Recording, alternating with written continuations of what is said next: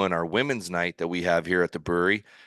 She's doing our march. So look for that. If you're in the area, if you're local, if you're around San Antonio or Bernie, Texas, March 1st, she will be on the stage, which is our flatbed truck out back. It's a fun little deal starting at 7 p.m. Jen, just going over your bio, looking at several things. You've had quite the life, quite the I interest. have. Not That's an only, understatement. yeah, yeah, it definitely is. I'd like to get into some of it too. Just, just reading a little bit about it on, you're in the mortgage industry since you were 19. And some people listening, they're like, well, big deal, So I'd like to hear your story on that because it's a good one and people need to hear it.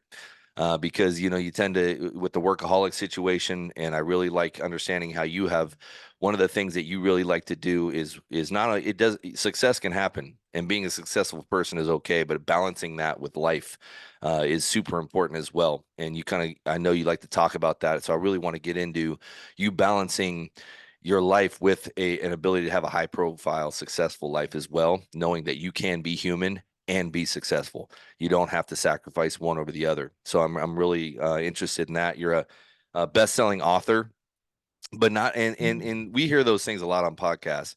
You're successful and a best-selling author. That's kind of a scenario that podcasts seem to kind of be cliche when they're on podcasts, right? But it's more than that because you've done more than those things, and you're just seeing some of these things with it. You're obviously an adventurous person. You've climbed Mount Kilimanjaro. You're an adventurous person, whether you like it or not, by being part of a 6.7 earthquake. You're breaking ankles, running from wasps and hornets and all these things. You've had quite the life, but also quite the tough life in other ways at storms that you don't ask for. You've been raped, you've been molested, you've had cancer, you survived death a few times, obviously. So I'd like to kind of just talk about all that because life deals us life deals us blows, right? That we don't always ask for. You had alcoholic Right. parents, you've had abusive relationships. Those things are you can't always know that that's going to happen. And then being raped and molested, those things that you cannot control, those are things that are terrible things that happen to us that we don't ask for. But you've figured out a way. You figured out a way to get past those things and charge that storm a little bit. So, but I kind of want to get into all of it if we can. But let's start early on. 19, you chose mortgage industry, which that's not something people wake up at 19 and think, I'm gonna be a mortgage broker. I'm gonna have my own No. mortgage business. What was the thought process going into that? It's funny. There wasn't a thought process. It happened very serendipitously. My whole life, I wanted to be a doctor. I went to school to be a doctor. I went to college to be a doctor. And at the ripe old age of 19, I sold everything. I'm from Buffalo, New York, originally. Yeah. And it snowed in May, and I said, I'm done. And I sold everything I owned. I quit school and I moved out to Southern California. And when I got there, nobody would hire me. I interviewed everywhere. And I'm not talking like corporate jobs, I'm talking like Petco and like Yeah. retail places. And I'm like, what in the heck is going on? And turns out that is not what was in my plans. Yeah. And through a series of events, I mean, I was down on myself one day. I went to the pool in the apartment complex where I was living at the time. I mean, we had nothing. We lived in an apartment that was completely empty, had no money, and had cardboard boxes and sleeping bags. And that's it. Ramen noodles, macaroni and cheese. That was our diet. Yeah. And this girl saw me and she started talking to me. And, she's like, hey, come to a party tonight. And I'm like, I don't want to go to a party. Like, I don't feel like I'm too down on my luck. She's like, just go. And I said, okay. So later on that night, went to a party. Within the first like 5 minutes, I overhear someone going, man, I just can't find anyone good to work. And I'm like, hmm? And I Yeah. walked Yeah. up to them and I I'll said, work. what kind of job? What kind of Yeah. job is it? Like, whatever job. Because again, I had been there for months, gone on 20, 30, 40 interviews. Nobody would hire me. Hmm. And ends up, she was interviewing as a receptionist at a mortgage company. And I went there, interviewed, started that Monday, and the rest is history. Within 6 months, I started looking around. I had re enrolled myself back in college. And I'm like, I could totally do this. Like I'm watching Yeah. these people, what they're doing, how they're working with people. And since I was in school, I just went and I got my loan officer license. I didn't tell anyone I was doing it. I just did it. And when I graduated, got my license, I went up because I was still a receptionist. Yeah. I went up to the head receptionist because there was like 15 of us, and I said, "Hey, I want to be a loan officer." And again, 19 years old, super naive. I'm like, "Well, why wouldn't they hire me for a loan officer? I'm perfectly capable." And she looks at me and she goes, "You're a receptionist. You're not a loan officer." And I'm like, okay, well, I quit. So Yeah. I ended up quitting, and I looked in the newspaper because this again, 1990s, we didn't have, the Yeah. internet searches like Google. we do now, Yeah. Yeah. right? The Google. And I found this guy in the newspaper and he said, willing to train, went on the interview. And I said, look, I have no idea what I'm doing, but give me a script and I will figure it out. And it was all like inbound sales. He did like massive mailers across the country back then. And uh, next thing you know, I'm the top loan officer in the company. And Yeah, I but was like, well, I guess I'm personality, pretty but good at this. yeah, but that's the but there's got to be something that causes that though, because at 19, there's a lot of 19-year-olds that don't think that way though. There's a lot of 19-year-olds like, what, I'm 19, I don't need a job. I'll just live in debt because I'll figure it out, rather than a 19-year-old says, I'm done. I'm going from pretty much just the North Pole to the equator. You went from cold to hot, not even hot, just perfect weather. I mean, Southern California. I mean, I think It was perfect. everybody would probably tell you that the San Diego area, if you can afford to live there, man, there's some people that would just like, that's perfect. There's never too hot or too cold of a time. It's just perfect all the time. So, but there had been something at 19 or something in you even before that, though, that gives you that thought process that I'm going to do this. Now I'm going to keep going rather than like, wow, no one can give me a job. 19-year-olds, no one going to give me a job. I'm going to go back home because it didn't work out. You said, no, I'm going to figure it out. Then you went to the receptionist because you took that job. Then you're like, wait, I can do this. I'll figure this out. I'll quit this job, start over there, and then I'm going to become one of the top loan officers in the company, if not the top loan. But what is in you that caused you to say that's a drive that's just not normal Yeah. that young, So I would say the answer to that question, there's a couple things. That number one, I figured out at a very young age. I mean, I started working when I was 11, delivering papers and having to go and like collect money from people and go to door and learn that responsibility. And so I developed a really good work ethic very early on. So that's number one. Number two is I knew again at a very young age that I was meant to do something great. Like I knew I was going to be successful. I just didn't know in what, because I wanted to get out of there, get out of my environment and really make a name for myself and help people really more than anything. And it's funny because someone asked me this a couple of days ago. They're like, well, what was your like defining moment? And I thought about it and I'm like, you know what? My whole life, especially growing up in a tumultuous childhood like I had, and you have these different things happen to you, but I thought I was dumb. Mm, I didn't know that I was smart. I didn't have high self-esteem. I didn't have that self-love. I looked for it in everyone else and everything else but myself. But in the fourth grade, I got my first A. mhm. And I'm like, wait a second, Jen. If you can get one A, then you can get all A's. And that's what I did. I was like, everything I did was like, I just wanted to be better than what and where I was. Got you. And that one A spurred a whole, high school full of A's, graduating, not at the top of my class, but pretty close to the top of my class, getting a full scholarship to school, being in the honors classes. An interesting fact is I actually never graduated from college at all, even though Sure. I love school very much, but getting into the mortgage business and succeeding and making decent money at a 19 years old, 20 years Yeah. old, I'm like, well, I don't need to keep going.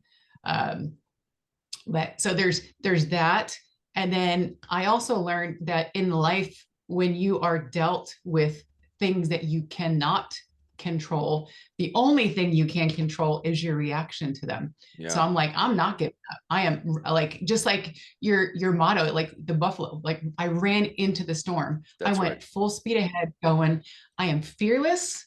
And if I fail, I fail. And trust me, I have failed a lot. Yeah. However, I learned from failing and it made me better, made me stronger each time I failed. And I don't look at failures, right, as being a bad thing. Failures are awesome. I wish Yeah. like everyone needs to fail a whole bunch of Teachable times in their moments. life. I call them teachable They moments. know. That they are. Yep. Yeah. Yep. They need to know, that like it's a good thing if you fail. You're going to fall on your face. I've been poor. Hmm. I've been poor. But you know what? It was also the best time of my life Yep. was when I had nothing. Mm, mm. So, Yeah. So, but do you think, man, it's just interesting. Do you think, because my wife, she had just a really tough childhood, growing up, just kind of moving around, changing families, bumping around, and she was the same way. She had a baby at 17, and then she put herself through DeVry. She put herself into these situations to be successful, and TCU hired her to be, one of the head admin on the tech on IT. Like, she's just super smart, but she's driven the same way you are. Like, no, I'm gonna figure this out, not I give up. Like, I'm going to do something here, and I'm going to push through, and I'm going to be somebody regardless of my situation. And so for me, there's something about that. Do you think with alcoholic parents, or with just a tougher childhood that wasn't so cut and dry easy, of like, you have the world, you had to survive almost, right? You had to, that whole survival mode of like, I've got to do your paper route or whatever when you were 11, like all those things of like, I got to do something because I've got to get going here. Do you think that was part of it, where a lot of people will say, well, I'm a product of my environment. I had this, I had that. That's why I turned out this way. It seems like an excuse, but then some people want to buy into it.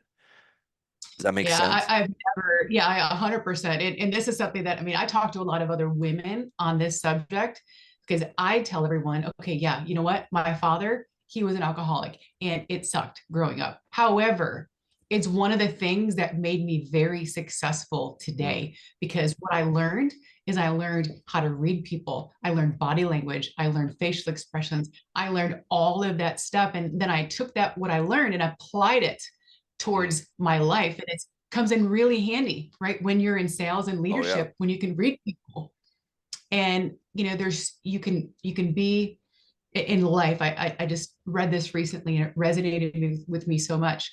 You're going to have pain in life.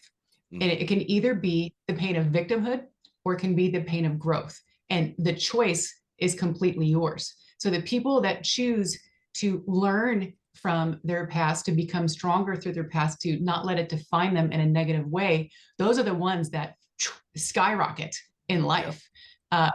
But the people that just sit there and be like, oh, poor me, my mom was mean, and that's Hmm. why I'm not successful today. Like that doesn't, it doesn't have to be that way. That's their mindset. And you can change that mindset, Yeah. No, but and I think people can do that's it on great. their own. Yeah. Yep. Yep. I like it. I like it. I think that's super important. I think that's the whole point of the Buffalo, is just that. Like, they don't worry about who dealt the storm to them. They don't worry about Buffalo. Don't sit there and worry about how cold or how hot it is. They just make it where they need to go. They figure it out. They get it done. They keep pushing. They keep pursuing. They hurt up if they have to. They push each other.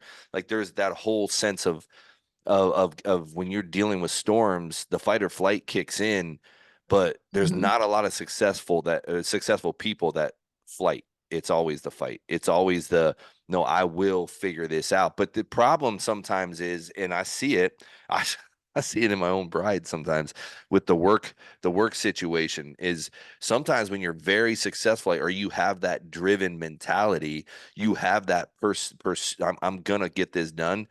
You almost get to where you're so hyper focused that you're not present with anybody. You're just focused on one thing. And you can get into that workaholic mentality where it's like, Mhm. you almost will sabotage stuff in some ways. Like, Yeah. I've Yeah. seen people, workaholics, that they'll sabotage relationships just because they're like, wait, if I have a good relationship, then I'm not going to work as hard, and I need to work hard because that's what I do and that's where I feel comfortable. So I'm going to sabotage it just so that I can save working more. And it's counterproductive, but it makes it successful. So there's a balance there that you have to try to figure out. And that's kind of, I Yeah. think, what you were starting to figure out, correct? Yeah, my launching pad for really figuring it out, because I was the workaholic. I put work in front of everything, and I screwed up every holiday, every vacation, every relationship that I was in, because I thought that you could either be successful or you could have a balanced life, but you can't have both. Mm, And when I had cancer, and this is one of the things I'm going to speak about in March, when I had cancer, I'm like, there's got to be a way to do both. There's got to be a way to do both. And I figured it out, but I'm not going to tell you my secrets on here nah, don't because do it. that's, Don't do it. Yeah, don't you tell me. know, No, yeah, that's good. but That's good. it is 100% possible to lead a very balanced life where you are I'll call it a high level worker, and you are also high level at home. And it's very simple, the formula. And I'll give you guys my cheat code when we talk Yeah. in person. Um, but it doesn't have to be that way. I mean, we're programmed to think that, especially in sales, that you have to be available 24/7 in order to be successful.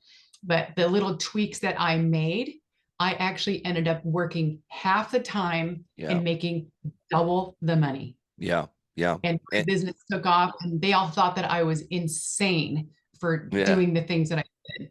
And I'm like, well, guess who's the insane one now? It's not me. Yeah. Yeah. No, exactly. Because you have a sane life.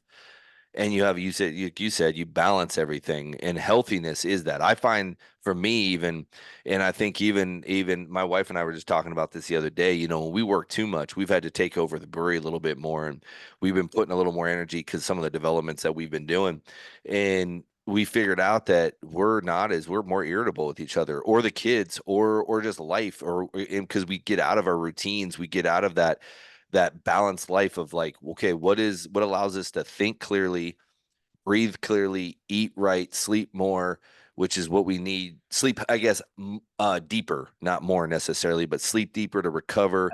Exactly. What are we getting? When you figure out that, well, you make excuses to get away from those things because of work, rather than say, no, work's going to happen well because we do these things. And there is that mentality you have to have. And but people, they're so driven. Some people are in that mentality, like the Enneagrams, like those eights. Like my wife's an 8. You're probably an 8, right? You take over the world. I got it. I'm going after it, right?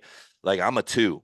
I'm a 2 and I'm an unhealthy 8, right? When I'm in my unhealthy 2, I become an 8, but not in a good way. Like I'm like, but I'm a 2. So it's like I'm more like relational, like connecting. And that's why I like what I do, because I'm in the brewery business, but I'm like, but I'm actually here for the community. I'm not Yeah. here I got a guy that makes unbelievable beer.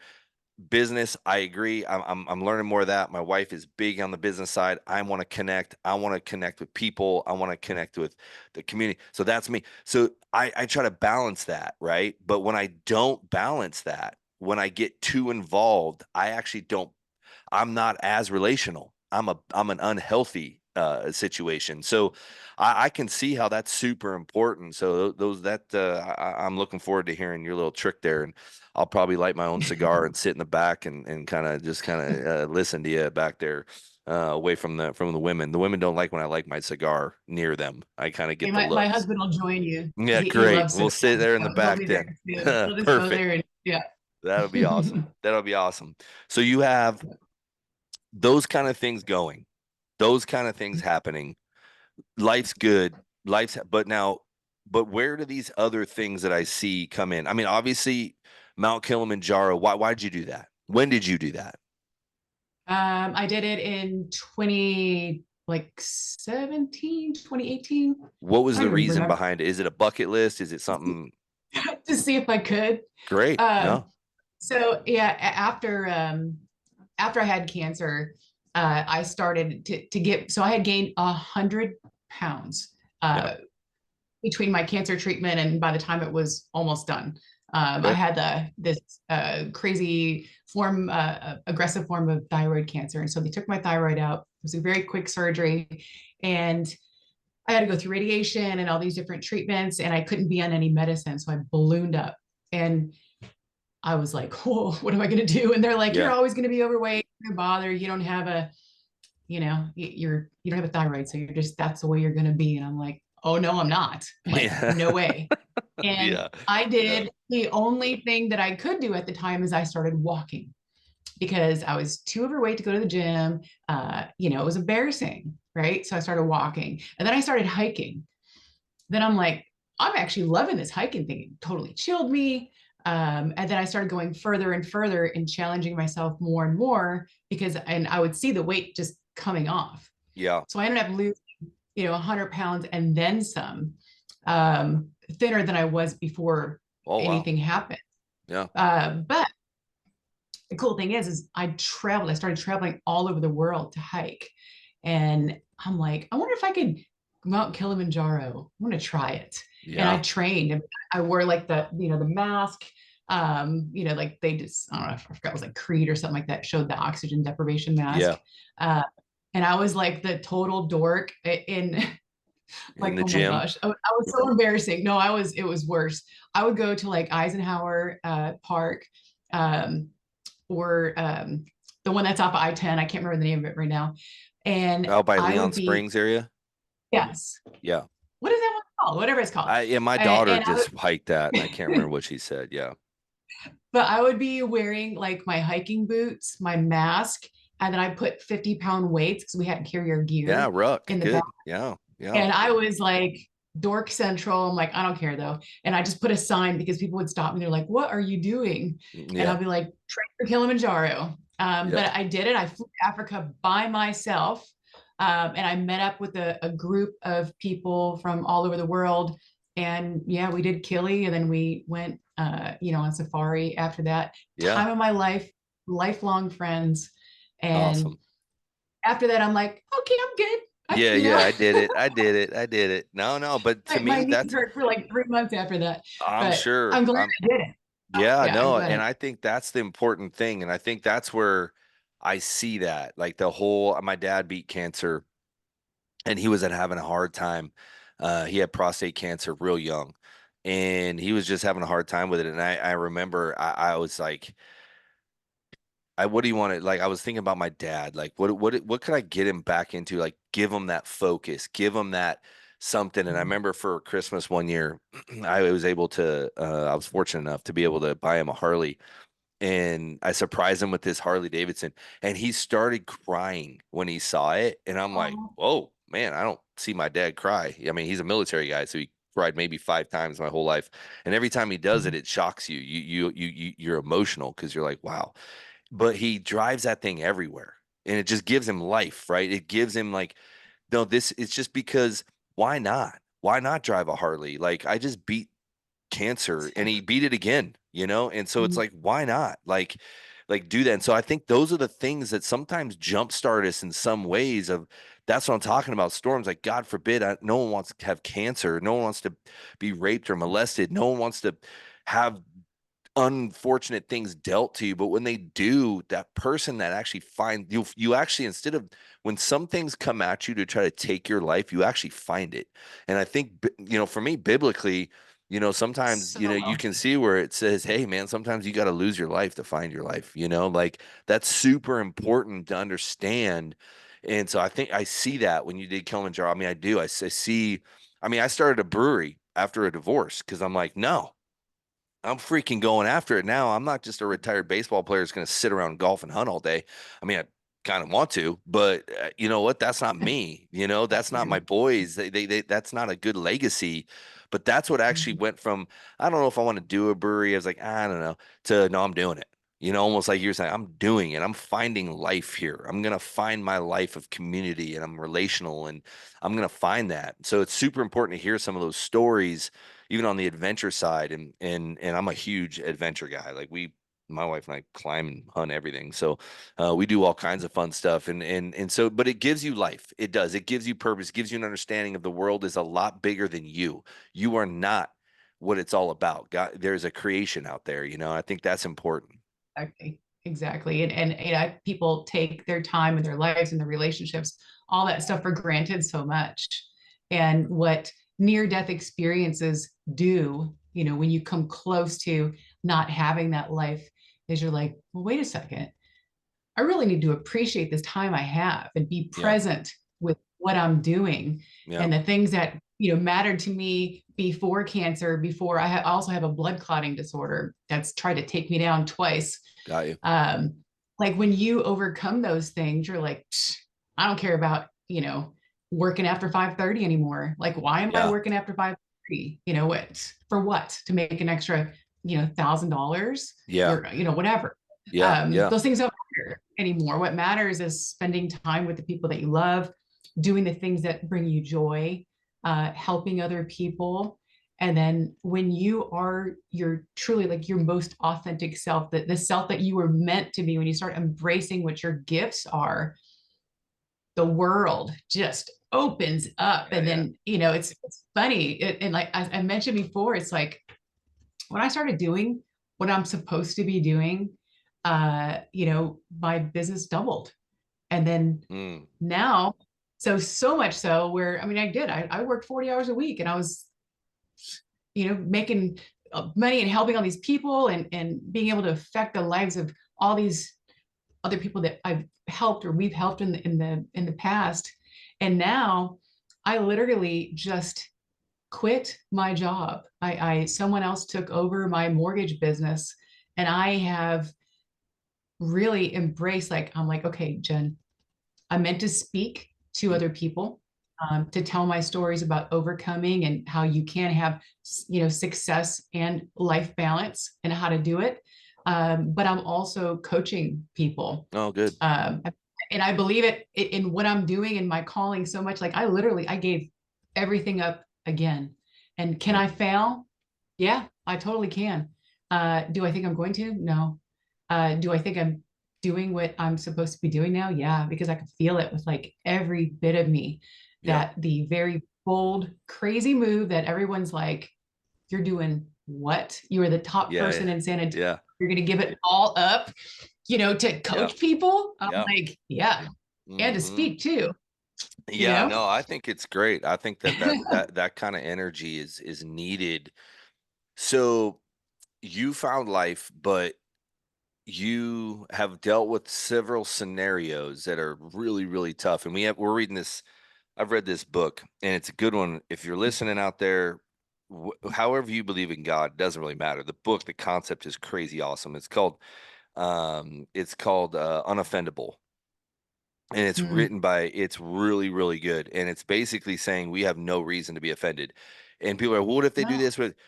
Doesn't matter. There's no no. reason, and it's tough because he even talks about, look, I see life gets tough, it gets hard, and you're right. Some guy flips you off on the drive, or they yell at you. Don't When you don't know somebody, yeah, you don't have reason to be offended, but you don't have a reason to be offended even when something is personal or someone close to you offends you or something actually happens to you, like that could damage you emotionally or physically or mentally.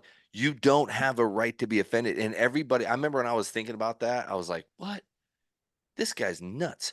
But then and he actually was saying, no, I used to think the same way until I started looking into it. And you really don't. And if you hold on to bitterness, you actually will affect your life mentally, physically, emotionally. Your health goes down. So I think about that a lot because I've had several scenarios in my life kind of go wrong. And I'm like, man, you got to work on forgiving. You have to. You have to do. It's the only way to free yourself. And I remember the thing he said to me was in the book and we're doing the study, and he said it on the video. It's crazy cool. He said, "Man, you don't forgive somebody because they deserve it. You don't forgive someone for that. You forgive someone because what happened to you, you didn't deserve. That's why you forgive." And I'm like, well, that changed the whole dynamic on my view. Like, well, now it's easier to forgive because you're damn right I didn't deserve that, and I'm gonna be fired up about it. And so now I can forgive because I didn't deserve it. Now I can do that. And so you start thinking about it, and it was freeing. I've done it with several people. I've even done it with my ex-wife. Like, I had to write it. My wife encouraged me to write a letter to her to forgive. Like all these things. You're like, man, this is a lot better. Like, it feels a Yeah. lot better. So now, but I think of your situation, and you go into as far as you want to go into it. I just know that you in your bio of the rape and the molestation. Like, for me, I obviously I'm not a woman, and I know it can happen to men, but I'm like, I that would be a tough thing to think about. Like how I trying to forgive that, because that's a huge violation, and not just physically. That's a huge violation on every spectrum of life of our make emotionally, mentally, physically, like every part of our being, like that affects all of it. So to be able to Mhm. forgive, have you done that? And if you have, like, process that with me a little bit, because you obviously are a go-getter. Yeah, You're a go-getter. it's pretty deep. Yeah, Yeah, and I don't mind sharing about it. I'll do it like at a super high level, and sure. I'll talk about the molestation. It was a cousin, Okay. um, and it would happen at family parties from the time I was 3 until about 7 or 8 years old. And it's funny, you remember, because we're about the same. I'm a little older than you are, but do you remember back like on TV, they would have like these educational moments where it's like the star with the rainbow, and it's like the more Yeah. you know. There was Yeah. one, Yeah. okay, right? You know what I'm talking Yep. about. Yep. Yep. Uh, so there was one on there, and I never said anything to anyone about it. And there was one on theirs, and it was talking about like if someone's doing something to you that is not right, that you should tell someone. And I was like, oh, maybe I Right. should tell someone. Yeah. You're right. Um, but going through that, and I felt like, I don't know. I mean, mom and dad, forgive me for saying this, but it was swept underneath the rug because that's Yeah. what we did back then, right? Sure. That's what we were taught to do. That's what their parents did. I mean, no one aired out their family laundry Right. because what would you think, right? Yep. But I never, throughout my entire, I mean, it affected the way I felt about myself. It affected my self worth.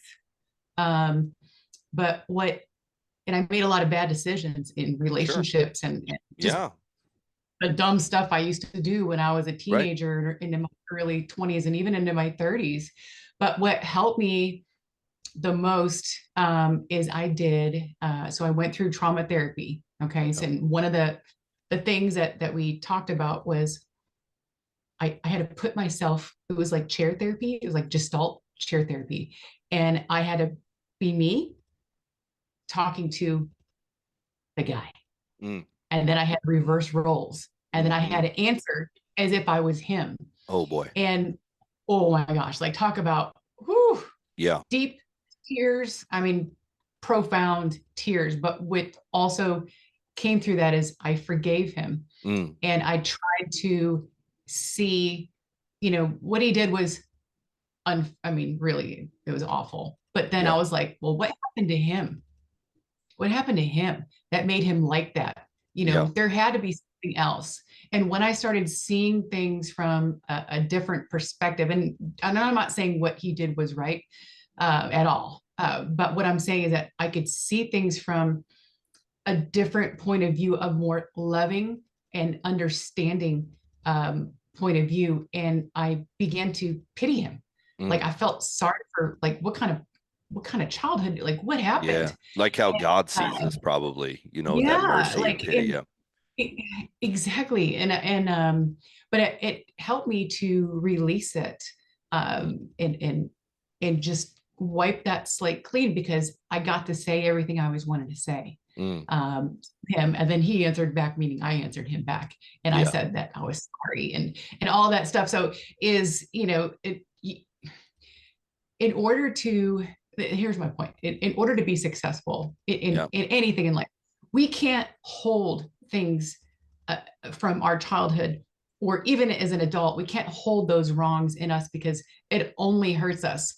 And Right. in order to release all of that stuff, or when I say in order to be successful, you have to release, you got to find out why you are the way you are, and it's a mystery that literally is yours alone to solve, and you have to do the work, and you have to go deep, and you have to figure out and get rid of it so that you can make room Yeah. for the real you, like the you that God made you to be, Yeah. right? uh, Mm.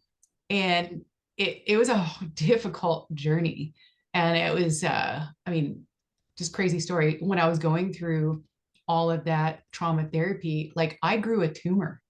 I Oh grew up with a wow. tumor, and I was supposed to have surgery Mm. and to get this tumor taken out. Yeah. Um, but once I went through, like, I'm talking like a week before my surgery, I'm like, I feel like I don't have the tumor anymore. And I went to the doctor and I'm like, you're going to think I'm crazy, but I need you to do another sonogram.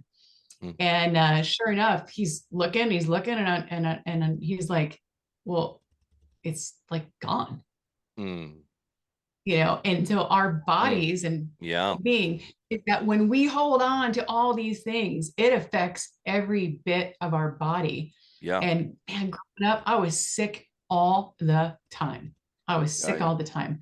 Like Yeah. crazy illnesses and tumors, and my body grew all this stuff because I held all of that in. And when I Mm. released it, the true, like, super healthy Jen, came Yeah. out. Yeah. And No, that it's, is it's awesome. Because you hear that a lot. Like you hear people, I mean, it's not even like I mean, this podcast, people, it's not a biblical podcast, but I have faith in my journey. But it's not even from that perspective necessarily of forgiveness frees you. It does. It literally frees you emotionally. It frees you to do things. But I mean, we're talking this, it's science. Like there are people that don't even believe in God that come out and say, when you're under a lot of stress, that's when disease hits. That's when these factors speed up. That's when these things come along. I mean, I had a doctor from Spain. He was doing some blood work on me, and he looked at me, and because I was going through a lot, and he said he had never seen me before, and he said, well, you need to lose some weight, and he said you need to work, you need to up your cardio, and you gotta. He goes, you based on what I'm seeing, how many pounds are you overweight? And I'm like, doctor, I said I box 3 times a week. I mountain bike 4 times a week. I work out 4 times a week, and I golf and I walk when I golf, and I hunt and I backpack up mountains to hunt. He's like, what? I'm like, yeah. He's like, well, I'm reading you as like 300 pounds. I'm like, I'm not even close. I'm 212, and I'm actually at 7% body fat, which is the leanest I've ever been, and sickly, not good, healthy body, like lean, like not good. Like I just lost 30 some pounds, and I'm way too lean. And he's like, well, then you need to de-stress. Yeah, I'm trying. Like I'm going through a lot. And he's like, well, if you don't, you're going to get sick. And he goes, you have heart yeah. angina. So you're going to have a heart attack within 4 years. And I'm like, what? So I was like, that's what kind of triggered me to almost think like, I got to do something different for my children. Like I've got to, and that's when some of my process took place of like, no, I'm de-stressing. I'm not going to let people get to me. I got no reason. And I started loving life, and you forget about it and you get back into, you kind of do the roller coaster, right? And then you kind of forget about those things. But this just reminds me what you said. It's just, it's not worth you being upset and not being able to control any of that change is not worth your health, and it's not worth your mental health, your physical health, your emotional health, your relational health. It's not worth it, like it's just not. And I appreciate you saying that. That's very important. Yep. So now Yeah, it you've made moved a on. You've got difference. so Yeah. now you've got you're trying to your biggest thing is now we only have a few minutes left. So your biggest thing now is you like to speak on balancing, and I know I want you to give away anything if you're going to talk on Women's Night, but your biggest thing now is balancing. You can be successful. You can work. You can have that drive that you've always had, also balance work life and excuse me, and a healthy home life. You can have a good healthy life outside of work and carry that good healthy life in work and be just as successful and manage both. You truly believe that. Right. I lived it. So you don't have to sacrifice one for the other. I live it now. Mm. Um, and it's figuring it out, making the right priorities, and just doing a few little things that will make a significant difference in your life. So that is what I love to speak That's about great. that topic, because that's what everyone thinks. It's like, okay, you're in sales, you got to pick up the phone every single time it rings, Mm. in order to get that deal. And you Yeah. don't care if your kids or not, if Yeah. you're, at a family party or not. I mean, you're so focused on the end goal, whatever you deem that goal to be, that you forget to live in the present moment. And then all of a sudden it's gone. Mm. So I really, even in my coaching, I teach people like how to do it, how to put it into practice, how to Yeah. love yourself, how to make time for like the stuff that you want to do too, instead of doing everything. I mean, and women are especially really good at this. They do everything for everyone else, but do nothing for themselves. And they Yeah. think that they have to be, if you're the boss at work, and this is another one of my favorite topics, right? If you're the boss at work, they think they carries over to being the boss at home. Yeah. And that's a lot of relationships. And I'm like, good, look, I don't care what Hmm. kind of relationship you're in, there's always a masculine and there's a feminine. If you are Hmm. married, your husband does not want to be with another guy, Yeah. Right. basically, right? Yeah. Yeah. He wants someone who is feminine. He wants a wife, not Yeah. another boss. Yeah. And once you figure out, how to flip that switch, because it's something, again, I struggled with this. Yeah. Um, I was the leader at work, the boss at work, and I would come home and I would bark orders, Hmm. right? And then wondered why no relationship ever worked. Yeah. So, Yeah. Yeah. Yeah. and No. when again, you figure it out, like, okay, well, you know what? I don't have to do everything. Why Yeah. don't I don't want to be the boss at home. I'm going to let him lead, Yeah. and follow, right? And when I did that, my relationship flourished. And Yeah. I do that now with Michael. He and I have been married for about 3.5 years. Oh, And cool. it's a beautiful, beautiful Yeah. relationship. Yeah. And I turn it off when I get home, or if I'm Yeah. working from home, or I stop and say, look, I respect him Yeah. and show him like you're the man, Yeah. you Yeah. know, Sure. and Sure. it's And not it's making me important. anything less of a person, No, absolutely not. make me any less effective, but it changes things when you can flip that switch off. Yeah, no, you're right. You're right. Well, I appreciate that. I'm looking forward to your talk. Like I said, your husband and I will be in the back smoking cigars, but Smoking cigars, yeah, I'll have them for you. uh so That's good for you. it'll be a good time. Boy, I Mhm. appreciate you, Jen. Thank you so much for this podcast. This is really good. I appreciate your value, your view of life. I think that it's important, my wife's big on empowering women, and I think that it's Mhm. important that like you as a woman saying, listen, leading at home, I mean, you can be a leader at home as well, but there's a difference, and it's okay to be a powerful woman. It is okay to be a driven, powerful go-getter of a woman. Women bring a ton. Man, I mean, That's the influence women bring is absolutely incredible. I worked in a male dominated industry, obviously in sports, but not just in sports, I guess more than just like baseball, right? Obviously.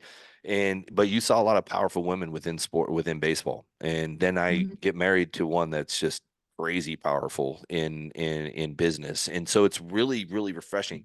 And I like hearing it, but I also like hearing the perspective. You can be a powerful woman and you can balance your work life. You don't have to be one or the other. You can be Right. both. And that's important for men to hear though. It's important for men to hear because I think what happens a lot of times, men get scared if their wife gets too empowered because they're like, oh God, this is gonna be terrible. I'm gonna get bossed around. I got no influence. They get like that, right? Yeah. It's natural for men to sometimes feel that way, and Mhm. and and it's not true. That's not true at all. It is absolutely not. And power couples are super important. They're super important to this world. They're super important to our society. And showing power couples that can show they can be powerful both at home and at work are even more important to this society right now. So I appreciate what you had to say. That was great. So Amen. thank you for coming on. We look forward to if you're in the area, like I said, if you're in the area on March 1st, which is Thursday, 2 weeks from this Thursday, I believe. Um, Actually, is it's it? a leap year. It's a leap year. So the Oh yeah. 29th is the first Thursday. So it would be the eighth, or hold on. Sorry. The 7th is the first Thursday. Oh boy, the seventh. So it's a seventh now, right? Yeah. Yeah. So it is the seventh. You're right. Because it is leap year. Yeah. Man, good thing I knew Hmm. that. I would be setting up for Women's Night on Thursday, March 20 or February 29th. No, it's gonna be great. I'm super excited. I'm super excited for you to come out and speak to this community. If you're in the area, you got to come listen. And frankly, men, it's Women's Night, but whenever I do Men's Night, my wife's like that rebel that I used to put chains right outside. I used to chain the area right? And like, this is men's night. I'm changing the air. Well, then my wife would sit like 6 inches from the chain, and I'd be like, all right, everybody just come in. Whatever, my wife's the one that's just gonna sit in and do her thing. And so, guys, if you're in the area, I encourage you guys to come as well. I think it's super important to hear, because I think this men can learn a lot from you. So I appreciate your time, Jen. Thank you very much. Thank you for having me. I appreciate it. And I'll see you next month. Heck yeah, it's gonna be awesome.